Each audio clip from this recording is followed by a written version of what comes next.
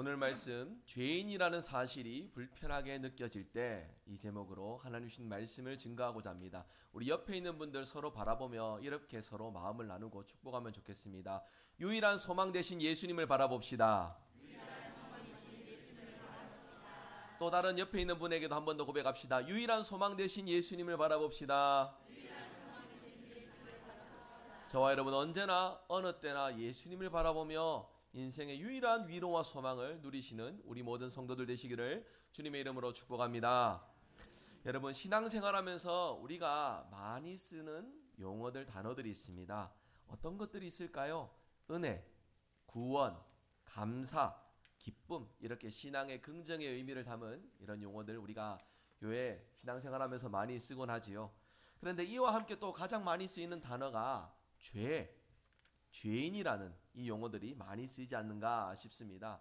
신앙생활을 시작하기 위해서 우리가 가장 먼저 깨달아야 될 내용, 가장 먼저 고백해야 될 내용은 우리가 죄인이라는 사실, 나에게 죄가 있다는 사실을 고백함으로 예수님과의 만남이 시작이 되는데요.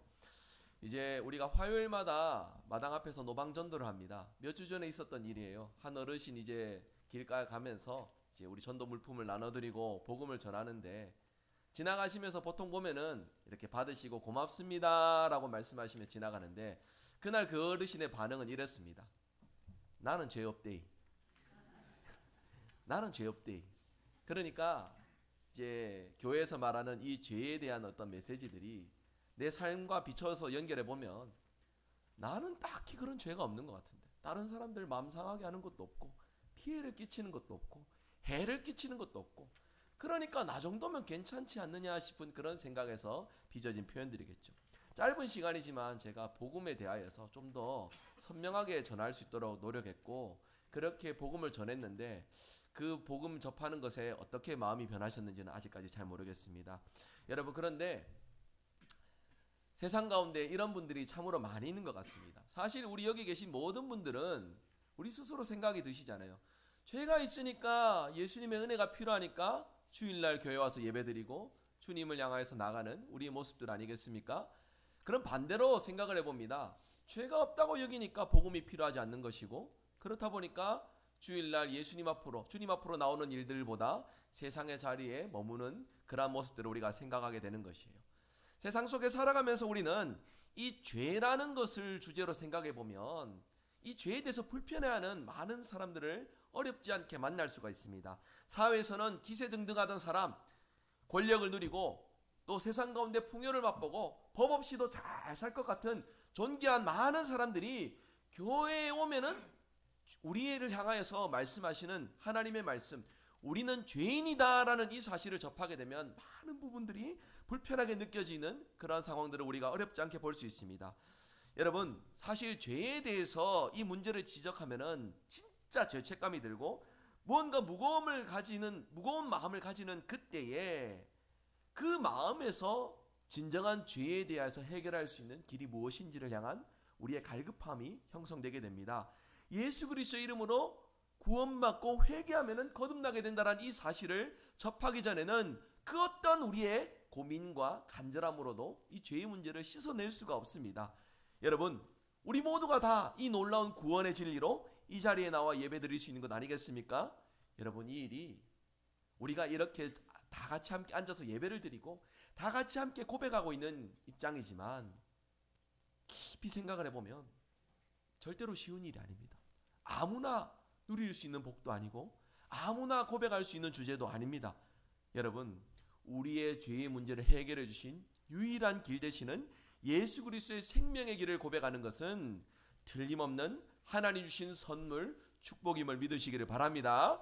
여러분 이 부분에 대해서 그런데 좀 더 주의할 점이 있습니다. 뭐냐면 믿음의 관점으로 죄사함을 생각하지 않고 인간적인 관점에서 죄사함을 생각하게 되면 우리가 신앙생활을 하고 있고 믿음으로 살아간다 자부하지만은 이런 모습들을 가지게 됩니다. 나는 이미 예수님을 믿고 거듭났으니까 회개했으니까 더 이상 내 삶에 죄의 문제는 없다 싶은 마음을 인간적으로 가져버리게 돼요. 그래서 이렇게 발전되게 됩니다. 왜 교회에 오면은 계속해서 죄인이라고 말하느냐? 왜 계속 설교 시간에 죄의 문제에 대해서 지적을 하느냐, 마음 불편하게 싶은 그런 마음들이 생길 수도 있어요. 왜 그렇습니까? 내 삶을 생각해 보면 내가 좀 부족하지만 그래도 열심히 교회 중심으로 신앙생활하고 열심히 예배드리고 열심히 봉사도 하고 물질로도 헌신하고 교회를 위하여서 많은 수고, 하나님을 위하여서 많은 노력들을 가지는데 왜 계속 죄인이라고 말하는가 싶은 불편한 마음들을 가질 수 있다라는 것이에요. 저는 오늘 이 부분을 주제로 말씀을 드리고 싶습니다. 죄인인 우리를 구원하신 하나님의 은혜를 다시 제대로 깨닫고 누리는 역사를 오늘 말씀 통해서 저와 여러분 모두 다 함께 누릴 수 있기를 주님의 이름으로 축복합니다. 그래서 인간적인 관점에서 왜 계속 죄인이라고 하느냐, 불편한 마음을 가지는 것이 아니라 주님 주시는 관점, 주님 주시는 마음으로 주님, 나는 죄인입니다. 그래서 주님이 날마다 필요합니다. 날마다 주님을 의지합니다. 나의 연약함을 불쌍히 여겨주시옵소서. 이 고백으로 날마다 주님과 동행하시는 저와 여러분 되시기를 간절히 소망합니다. 오늘 말씀 제목, 죄인이란 사실이 불편하게 느껴진다면 오늘 말씀 토대로 세 가지를 기억합시다. 먼저 첫 번째입니다. 예수님께서 우리를 위해 가장 흉악한 죄인이 되셨음을 저와 여러분 언제나 항상 기억할 수 있기를 바랍니다. 여러분, 오늘 말씀을 통해 예수님께서는 이 죄에 대하여서 우리에게 큰 교훈과 가르침을 전하여 주십니다.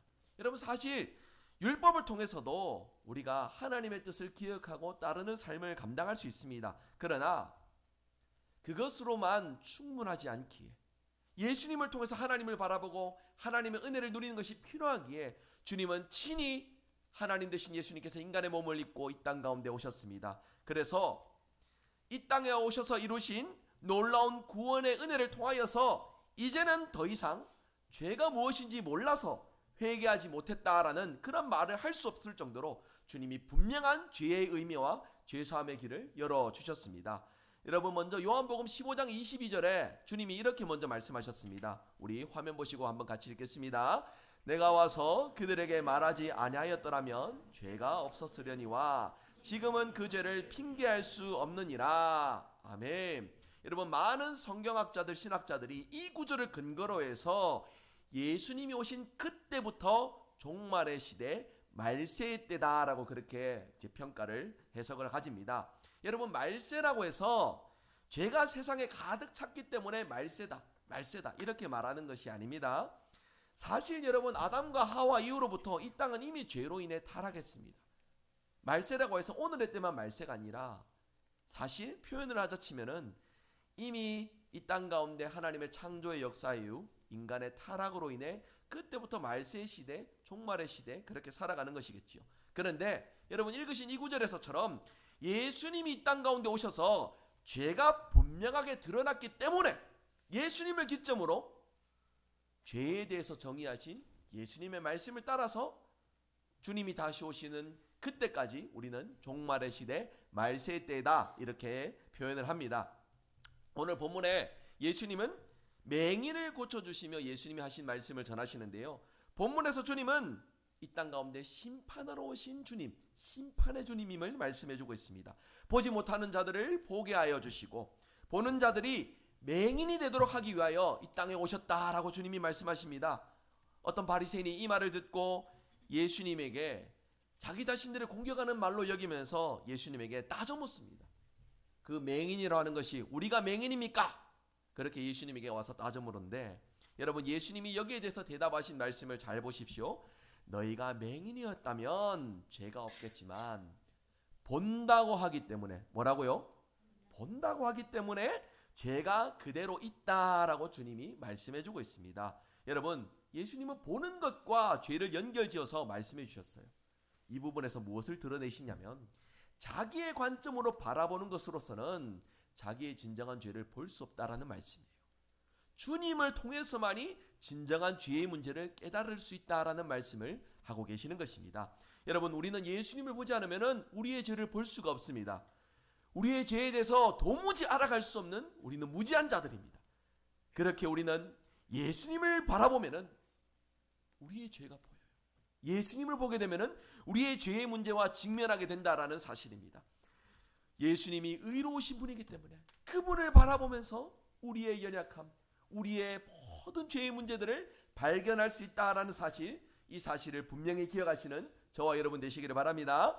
그래서 종교개혁자 마틴 루터는요, 예수님을 가리켜서 가장 흉악한 죄인이다라는 이 표현을 썼어요.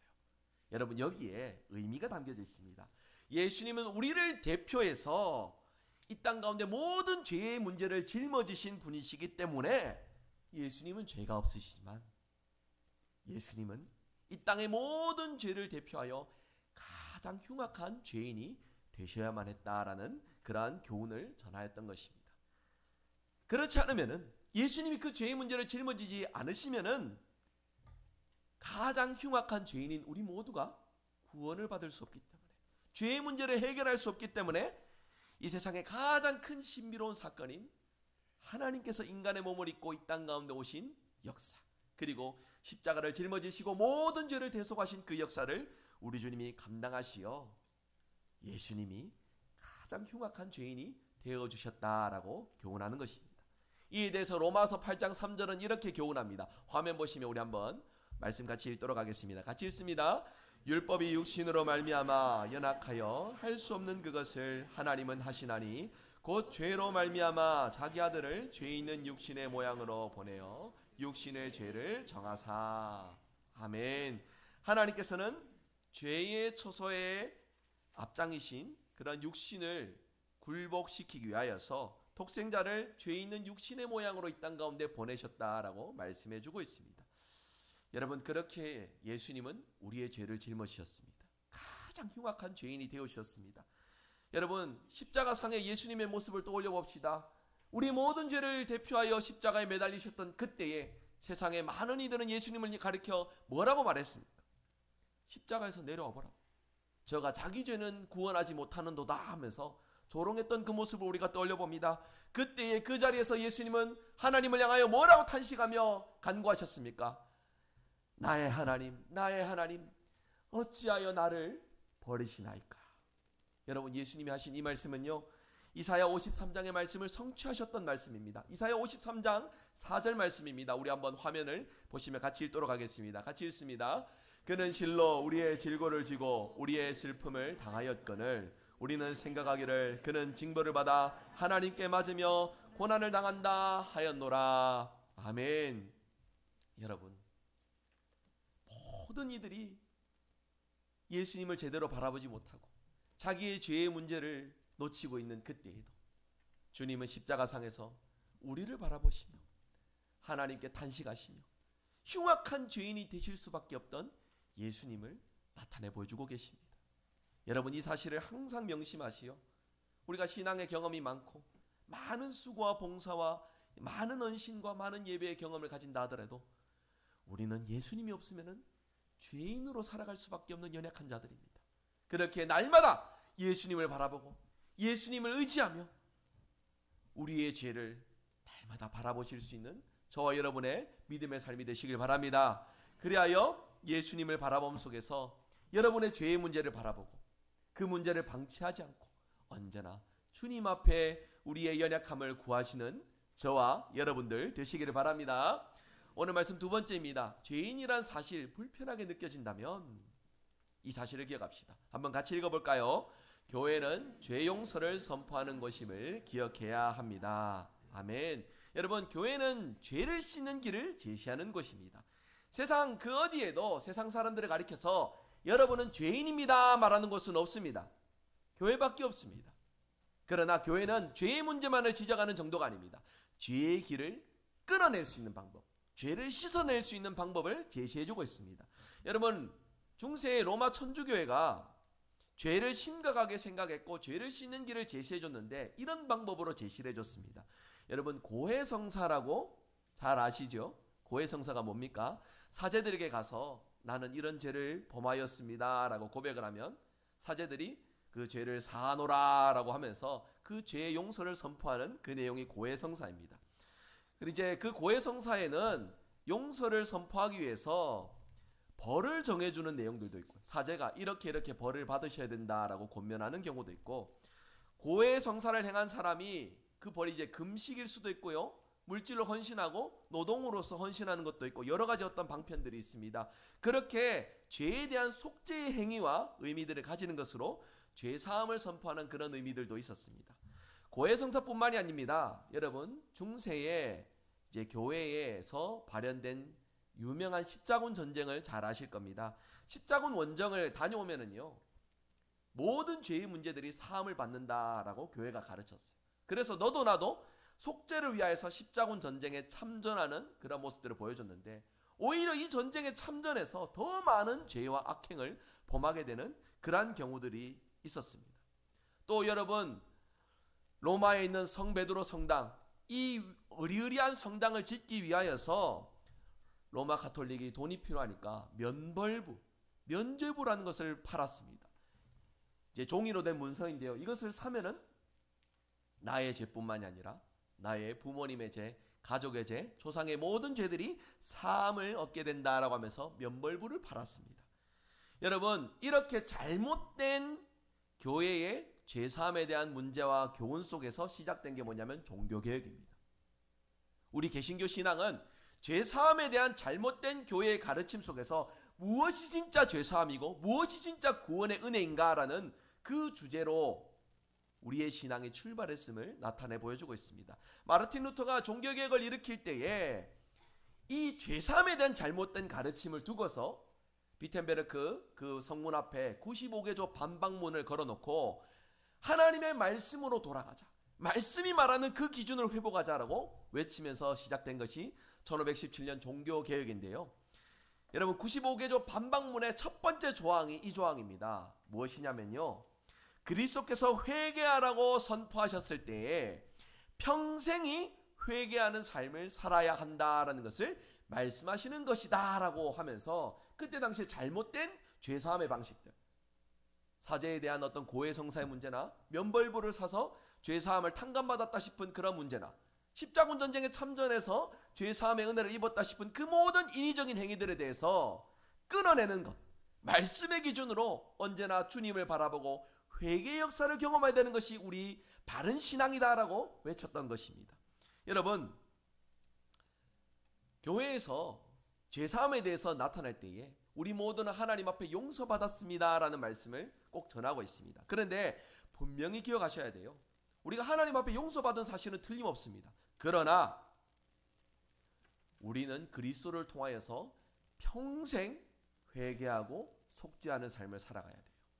여러분, 이에 대해서 잘못된 이단의 가르침은 이런 가르침이 있습니다. 내가 예수님을 영접한 그때부터 내 인생의 모든 죄는 사함받았다고, 그렇게 더 이상 죄책감을 가질 필요도 없고 더 이상 모든 죄에 대해서 속박되고 굴레를 겪을 필요도 없다라고 말합니다. 한 번 회개했으니 더 이상 회개의 은혜, 회개의 역사가 필요 없다라고 잘못된 가르침을 전하고 있어요. 거짓된 가르침입니다. 성경은 우리가 죄인이라는 사실을 깨닫고 예수님을 만나게 된다면 평생토록 예수님을 통해서 우리의 죄의 문제를 발견하고 속죄하고 회개하는 은혜의 역사를 살아갈 것을 말씀해주고 있습니다. 이에 대해서 예레미야 31장 34절은 이렇게 우리에게 말씀합니다. 화면 보시면 한번 같이 읽어볼까요? 내가 그들의 죄악을 사하고 다시는 그 죄를 기억하지 아니하니라. 여호와의 말이니라. 할렐루야. 아멘. 여러분, 하나님이 우리의 죄를 기억하지 않으신다라는 이 말씀이 가능한 이유가 딱 하나밖에 없어요. 무엇이냐면 하나님과 우리 사이에 예수님께서 서 계시기 때문에, 하나님과 우리 사이에 계신 예수님을 통하여서 하나님은 예수님을 통해서 우리를 바라봐 주시고 우리에게 용서의 은혜를 베풀어 주시기 때문에 우리는 그 어떤 큰 죄도 다 용서를 받을 수 있습니다. 단, 여러분, 그 마음에서 모든 것이 자유로워졌다 싶은 그 자유의 마음과 함께 우리 역시도 예수님을 통해서 하나님을 바라봐야 돼요. 날마다 우리 안에 있는 수많은 죄의 문제들 속에서 주님을 바라보면서 회개의 은혜, 속죄함의 역사, 그리하여서 새롭게 회복되는 은혜의 역사를 우리 모두 함께 경험해야 될 줄로 믿습니다. 그래서 우리 교회에도 예배 시간에 이제 이 죄사함에 대한 기도와 죄사함에 대한 선포의 말씀을 이제 낭독하고 선포하는 그런 시간들을 가지는데요. 오늘 제가 죄사함의 말씀으로 선포했던 구절입니다. 한번 화면 보시고 다시 한번 읽어보겠습니다. 히브리서 7장 24절 25절입니다. 같이 읽겠습니다. 예수는 영원히 계심으로 그 재산 직분도 갈리지 아니하느니라. 그러므로 자기를 힘입어 하나님께 나아가는 자들은 온전히 구원하실 수 있으니 이는 그가 항상 살아계셔서 그들을 위하여 간구하심이라. 아멘. 여러분, 주일마다 우리는 죄사함의 이 말씀을 듣고 우리를 위해 간구하시는 분을 날마다 바라보는 은혜의 삶을 감당하며 살아가야 됩니다. 어느 순간이건 주님을 바라보지 못한다면 우리는 죄사함의 은혜를 누리지 못하는 자, 신앙의 경험은 많지만 행위는 많지만 주님과는 무관한 삶을 살아가게 됩니다. 여러분, 우리가 그렇게 했어야 되겠습니까? 매 주일마다, 매 순간마다 예수님을 바라보고 예수님의 죄사함의 은혜를 누리시는 저와 여러분 되시기를 간절히 소망합니다. 여러분, 교회는 그런 곳입니다. 이 죄사함의 은혜를 선포하고 날마다 거듭나는 인생이 되도록 새로운 회복되는 삶을 경험하도록 하나님의 말씀을 선포하는 것이 바로 교회입니다. 죄책감에 시달리며 불편한 마음을 양산하는 것이 교회가 아니라 죄사함의 깊은 은혜와 사랑을 선포하는 것이 교회임을 기억하시어 하나님의 말씀 속에 불편한 말씀으로 우리가 받아들일 것이 아니라 이 말씀 속에서 예수님을 바라보므로 내 모든 죄의 문제를 직면하고 주님의 크신 은혜를 경험하시는 저와 여러분 복된 예배 자리 될 수 있기를 주님의 이름으로 축복합니다. 오늘 말씀 세 번째입니다. 그래서 우리는요, 성도는 용서받은 죄인으로 살아가야 될 줄로 믿습니다. 여러분, 자신의 죄가 용서받았다라는 것을 성도는 어떻게 경험하고 누릴 수 있을까요? 다른 좋은 말들도 많이 있겠지만 제가 한번 이렇게 좀 정의를 해봤습니다. 여러분 한번 좀 따라 해주시겠습니까? 우리는 갈수록 죄인이 돼야 합니다. 좀 이상한 말이죠. 갈수록 죄인이 돼야 된다는 말. 여러분, 이 말은요, 가면 갈수록 죄를 많이 짓자 이런 뜻이 아니라 가면 갈수록 깊은 죄의 이 무게감을 우리가 예수님을 통해서 느끼고 예수님의 은혜를 구할 수 있어야 된다라는 그런 뜻에서 말씀을 드리는 겁니다. 마태복음 5장 산상수훈의 말씀을 이제 우리가 기억을 해보면 첫 번째 이제 복이 무엇이냐? 심령이 가난한 자는 복이 있나니 천국이 저희 것이다. 이렇게 선포하였지요. 그 다음에 두 번째 선포되는 복이 무엇이냐? 애통하는 자는 복이 있나니 저희가 위로를 받을 것이다. 하나님께서 예수님을 통하여 이 말씀을 우리에게 주셨습니다. 여러분, 성도는 세상을 살아가며 애통하는 자입니다. 그렇다고 이 애통한다라는 뜻이 세상의 물질이 궁핍해지고 건강의 문제가 가득해지고 그래서 고난만 겪는 인생이 되도록 주시는 말씀이 아니에요. 이 말은 자기 자신에게는 의로움이 없고 자신은 오직 예수님 앞에서 죄인이라는 사실을 기억하며 애통하는 자로 살아가는 때에 주님 주시는 위로를 얻게 된다라는 은혜의 말씀인 것입니다. 여러분, 우리는 받은 구원의 은혜를 늘 기억하면서도요, 동시에 우리의 타락했던 옛 본성과 계속 마주하는 그런 삶을 살아갑니다. 바울도 그랬습니다. 로마서 7장을 보십시오. 내 마음에 하나님 말씀대로 살아가고픈 그 마음도 있는데 동시에 내 마음에는 나를 위해서 살아가려는 그 마음이 있어 서로 함께 다투고 싸우는 그 경험들을 날마다 가지게 된다라고 고백하고 있잖아요. 여러분, 우리에게는요, 죄사함의 은혜가 함께 있으면서도 동시에 그 은혜를 저버리고 계속해서 죄로 나가려는 연약한 본성도 함께 가지고 있습니다. 그렇게 우리는 가면 갈수록 죄인이라는 사실을 깊이 뼈저리 깨달아서 더욱 주님을 의지하고 붙드는 믿음의 삶을 이루며 살아가야 됩니다. 그렇게 여러분 한 번 더 따라해 주시겠습니까? 우리는 이미 용서받은 죄인입니다.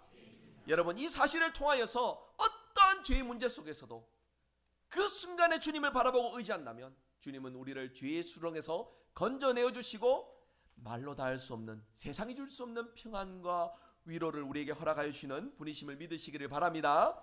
그래서 여러분, 우리가 이 사실을 이제 정리하면서 한 가지 분명한 적용점을 가져보면 좋겠습니다. 한번 따라서 해주시겠습니까? 하나님 앞에 회개하는 죄의 문제는 세상 속에서도 회개의 열매를 맺을 수 있어야 합니다.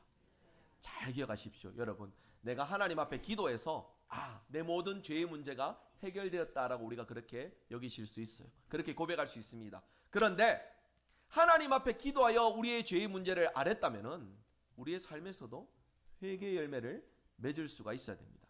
내 삶에 구체적으로 하나님 앞에 기도하고 간구하여 회개의 은혜를 경험했다라고 한다면 그것이 나와 함께하는 이들 속에서도 회개의 열매, 죄사함의 열매로 나타날 수 있어야 된다라는 것이에요. 무슨 말이냐? 그리스도를 통해 용서의 경험을 가졌다라고 한다면 그 은혜를 의지하여서 사람들 사이에서도 얽히고 설켜 있는 그 모든 죄의 문제들 속에서 선하신 주님의 열매를 나타내 보일 수 있어야 된다라는 것입니다.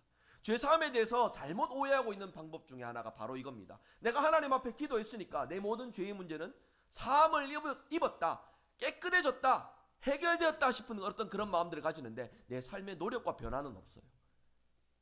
하나님 앞에 기도해서 원수 같은 사람, 불편한 사람, 그 문제를 두고 하나님의 말씀을 토대로 나의 연약함을 바라보고 기도하고 간구했다고 한다면, 주님 용서하여 주십시오 말씀했다면, 여러분 구체적으로 그 회개의 열매가 어떻게 나타나야 되겠습니까? 이전처럼 완전하게 사랑할 수 없는 그런 마음이다 하더라도요, 더 이상 미워하고 증오하는 마음들이 아니라 주님의 사랑으로 그 대상을, 관계의 대상을 바라보는 것이 필요하지 않겠습니까? 여러분, 이런 열매들을 우리가 함께 맺어갈 수 있어야 됩니다. 그것을 경험하는 것이 교회이고 그것을 경험하는 것이 우리의 가정이어야 될 줄 믿으시기를 바랍니다.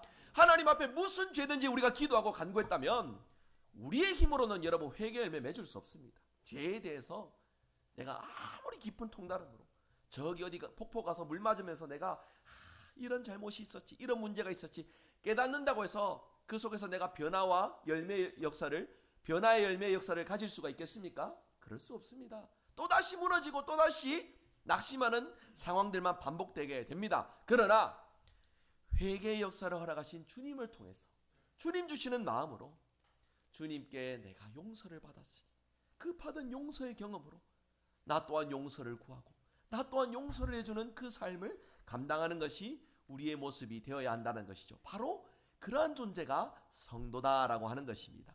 여러분, 교회 안에서도 그렇지만 세상을 살아가면서도 세상 속에 보십시오. 진정으로 용서가 필요한 세상 아닙니까? 얼마나 많은 이유에서 죄의 문제로 신음하고 서로 미워하고 아파하고 반복하는 경우들이 많습니까? 여러분, 우리가 그 속에서 주님을 바라본다면 깨달을 수 있어야 됩니다. 고백할 수 있어야 됩니다. 나도 끊임없이 용서를 받아야 될 사람입니다. 주님, 우리 모두가 용서가 필요한 사람입니다. 그렇기에 세상 속에서 용서가 필요한 나를 위하여 용서의 은혜를 베풀어 주시고 세상에 용서가 필요한 그 자리에 나의 믿음을 통하여 주님의 용서의 은혜가 공급되는 은혜의 역사가 나타나게 하여 주시옵소서. 저와 여러분 언제나 주님을 바라보며 죄사함의 은혜, 용서의 은혜를 열매 맺으며 나타내시는 저와 여러분 될 수 있기를 간절히 소망합니다. 분명히 기억하십시오. 우리 그리스도인들은 예수 그리스도께서 이루신 용서에 대하여서 말할 수 있어야 되고 삶으로 열매를 맺을 수 있어야 됩니다. 나는 절대로 용서할 수 없다라고 하는 말은요, 여러분 주님의 용서를 경험한 우리가 해서는 안 되는 말입니다. 그렇기에 언제나 주님을 바라보면서 용서의 마음을 나에게도 가지시고 우리 필요한 모든 삶의 주제 속에서 주님의 용서를 나타낼 수 있어야 됩니다. 여러분, 주님의 용서는요, 우리 인간적인 마음에서 비롯된 그래 용서해 줄게 이런 마음 정도가 아닙니다. 친히 흉악한 죄인이 되시어 이 땅 가운데 오신 주님이시기에 그 주님의 용서는요, 높은 우리가 포용해주는 어떤 의미의 용서가 아니라 그 낮은 자리에 같이 가서 같이 함께 울어주고 같은 마음을 느끼고 그 속에 주님이 원하시는 열매를 나타내는 것이 주님의 용서의 마음임을 기억하시길 바랍니다. 그 주님이 우리에게 찾아오셨어요. 세리와 그리고 또 심각한 죄의 문제 있는 이들과 늘 가까이 하시며 그들에게 용서의 은혜를 나타내셨던 주님이 오늘 우리에게도 찾아오셔서 그 은혜를 먼저 우리가 경험하고 삶 가운데 열매를 맺으며 살아갈 것을 말씀해 주고 있습니다. 저와 여러분 언제나 그 마음으로 주님의 용서에 힘입어 열매 맺으며 살아가시는 저와 여러분들 될 수 있기를 주님의 이름으로 축복합니다. 말씀을 맺습니다. 여러분 말씀 맺으면서 한 가지 질문 드려볼게요. 옆에 있는 분들 여러분에게 특별한 능력이 있어서 저 사람에게 어떤 죄의 문제가 있는지 다 볼 수 있다 싶으시면 옆에 있는 분에게 이 사람이 이 죄의 문제가 있지, 내가 알아차릴 수 있는 능력이 있다면 여러분 이 자리에 예배 드리실 때 은혜로운 마음으로 예배 드릴 수 있을까요? 아닙니다. 불편합니다. 어찌 저런 사람이 교회에 와서 예배 드리는 거 싶고, 어찌 저런 사람이 하나님 앞에 와서 용서해달라고 저렇게 하나 싶은 그런 마음들이 우리가 들지 몰라요. 여러분, 그런데 말이죠, 우리 모두가 다 사실 그렇게 심각한 죄인 아닙니까? 이렇게 멋지게 옷 차려입고 말끔하게 와서 예배를 드리고 있으니, 그렇게 우리가 잘 포장해서 감추고 있으니 다 드러나지 않는 것이지, 사실 저나 여러분이나 심각한 죄의 문제로 고통받고 신음하는 인생 아닙니까? 여러분, 우리가 서로 그렇게 죄의 문제를 바라볼 수 있다면 우리에게는 어찌 보면 불편한 주제들이 더 많을지 몰라요. 그러나 주님은 친히 그 모든 불편함 속에서도 우리에게 찾아오셔서 우리를 사랑한다 말씀해 주시고, 우리 힘으로 끊어낼 수 없는 그 죄의 문제를 주님이 다 짊어주셨다라고 말씀해 주고 있습니다. 여러분, 그렇기에 교회는 그 죄사함의 은혜를 경험하는 공동체입니다. 오늘 우리가 함께 고백한 사도신경에서도요, 우리가 함께 믿는다라고 고백하는 것에 죄사함의 은혜가 있다는 것을 믿는다라고 고백했어요. 죄를 용서받는 것과 이렇게 고백했지 않습니까? 여러분, 교회는 언제나 죄사함을 나타내고 죄사함을 경험하는 곳이어야 합니다. 이곳이 아니면은 이 땅 가운데 주님의 죄사함의 은혜를 나타내고 증명할 수 있는 그 놀라운 신비로움을 감당할 수 있는 곳이 세상 가운데 없습니다. 오직 교회여야만 합니다. 오직 저와 여러분의 삶이어야 합니다. 그렇게 해서 우리에게 먼저 무엇이 필요합니까? 우리는 날마다 주님이 필요하다는 그 사실, 날마다 주님의 죄사함이 필요하다는 그 사실이 우리에게 필요합니다. 오늘 말씀 통하여 우리가 함께 세 가지를 살펴봤습니다. 예수님께서 우리를 위해 가장 흉악한 죄인이 되셨다는 것, 그리고 교회는 그 죄 용서를 선포하고 경험하는 곳이라는 것을, 그리고 세 번째로 성도는 용서받은 죄인으로 살아가야 된다는 사실을 말씀을 통해 살펴보았습니다. 이 모든 하나님의 말씀의 의미가 내 삶에 깊이 존재하여 주님 주시는 놀라운 죄사함의 은혜, 용서의 은혜로 세상 가운데 하나님의 그 용서의 마음을 나타내시며 살아가는 저와 여러분 되시기를 주 예수 그리스도의 이름으로 축복합니다. 아멘.